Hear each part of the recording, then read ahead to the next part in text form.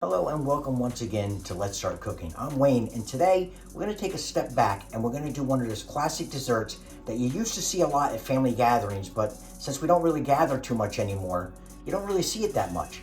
But we're going to do a pineapple upside down cake. And the first thing we're going to start with is what actually is going to be the topping. So we're going to take our melted butter, and I'm going to have everything in the description.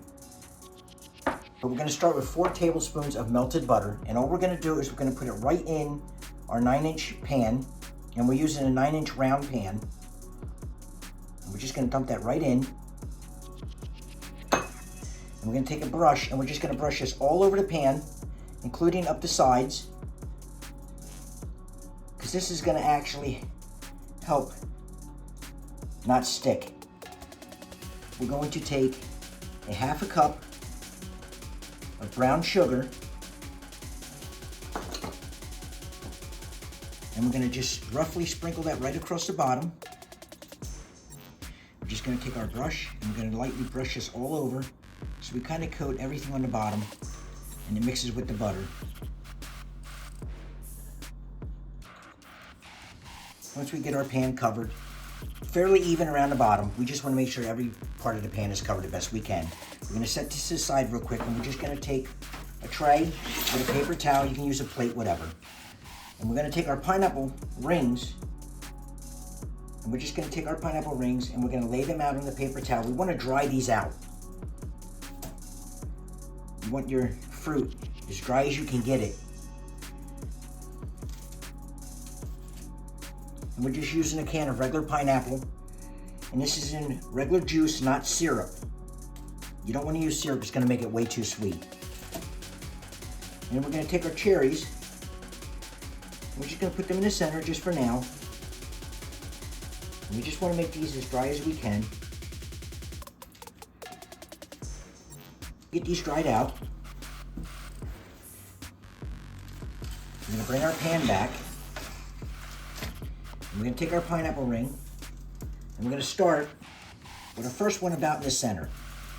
And we're going to push that down. And then we're just going to go around it. And once we get them all down, we're going to push them in place so we get them down as far as we can, as close to the bottom of that pan as we can. And the reason that we press them down is we want to get them, when we flip this over, we want to see those nice bright colors. We don't want to flip it over and where the brown sugar just runs all over and you can't see anything. And that's how we take care of the bottom of the pan. Now with that being done, now we're going to work on the actual batter for the cake. First thing we're going to do is we're going to take our dry ingredients and we're going to get them mixed together. So what we're going to do is take our flour, which is 2 cups, and we're just going to add in, we have a 1/4 teaspoon of baking soda. We have a teaspoon of baking powder. And we have a 1/4 teaspoon of salt. And we're just going to mix this together just so we know it's all together, that's all. Once we get this done, we'll set that to the side. We're going to take another bowl, and in that, we're going to take a 1/4 cup of pineapple juice, a teaspoon of vanilla, and we're going to take our sour cream, and we're just going to put that right in our bowl without splashing ourselves. And we're just going to mix this all together. Now that we have our wet ingredients together, and we did add milk to this, I did forget to mention it, but we added our milk to this and we mixed it all together. And we have our dry ingredients. Now we're going to cream the butter and the sugar together. So all we're going to do is we're just going to take our sugar, we're just going to put it right in our blender, mixer if you have, blender if you don't. And we're just going to take our butter and we're just going to put it right in.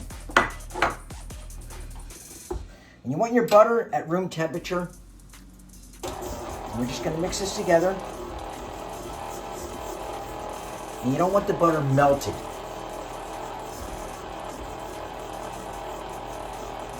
Once we get the butter and sugar creamed together, we're gonna alternate between the dry and the wet ingredients, starting with the dry first. And we're just gonna add about a third at a time each time.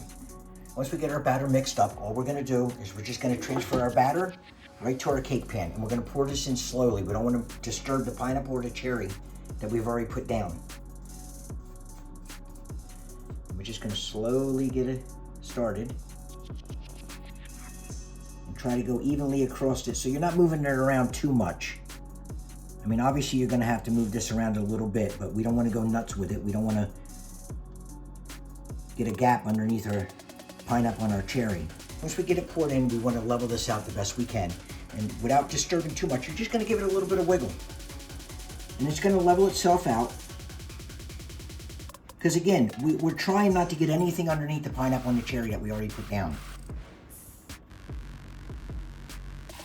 Now we're gonna put this in the oven at 350 degrees for about 35-40 minutes. And again, we're gonna do the toothpick test. When the toothpick comes out clean, we know it's gonna be done. So we'll get this in the oven and we'll see you when it's done. It's been 30 minutes in the oven. All we're gonna do is we're gonna take it out and we're gonna loosely cover it with foil. And then we're gonna put it back in the oven for 15 more minutes. So we'll get this covered up, we'll get it back in the oven.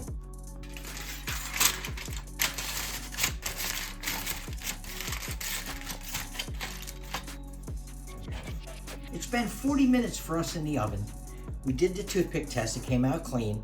And all we have to do now is we're gonna flip this over, and that's gonna give us our pineapple upside down cake. So we're just gonna take our dish, we're just gonna lay it right like that, and we're just gonna flip right on over. We hope everything worked out for us.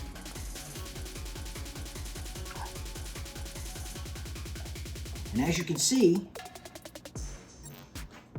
we get a beautiful pineapple upside down cake.